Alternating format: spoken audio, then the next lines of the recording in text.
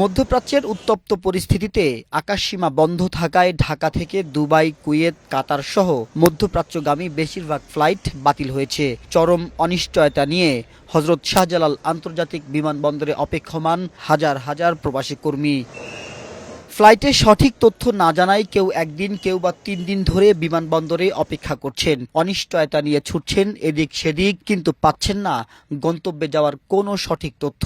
Ticket যাওয়া তো cancel হয় নাই, কোনো কিছু বলা নাই, এই জন্য আমরা আসছি যে আশাবাদী আমরা আজকে ফ্লাইট দিব। ভোগান দিক তো আছে আমাদের কত চেষ্টা বলতো যে আমরা কোন দায়ভার নেবো না। ফ্লাইট কি আজকে চালু হইব কি না, আমরা তো আছি অনেক পরিশ্রমের মধ্যে, পূজা করি, খাওয়া দাওয়া খুব কষ্টের মধ্যে আছে। অনেক প্রবাসী শ্রমিকের ভিসার মেয়াদ শেষ হতে চলায় কর্মস্থলে ফেরা নিয়ে শঙ্কা প্রকাশ করেছেন।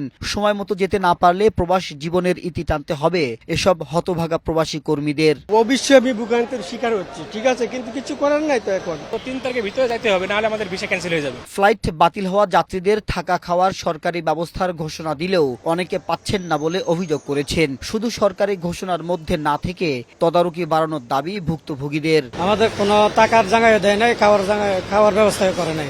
বিমানবন্দর কর্তৃপক্ষ জানিয়েছে গেল 3 দিনে ৭৪টির বেশি আন্তর্জাতিক ফ্লাইট বাতিল হয়েছে। হজরত শাহজালাল আন্তর্জাতিক বিমানবন্দর থেকে বাতিল হওয়া ফ্লাইটের যাত্রীদের ফেরত যাওয়ার আহ্বান জানানো হচ্ছে। পরবর্তীতে ফ্লাইটের শিডিউল জানানো হবে বলে জানিয়েছে বিমানবন্দর কর্তৃপক্ষ। মাহবুব আজমি, বৈশাখী সংবাদ, ঢাকা।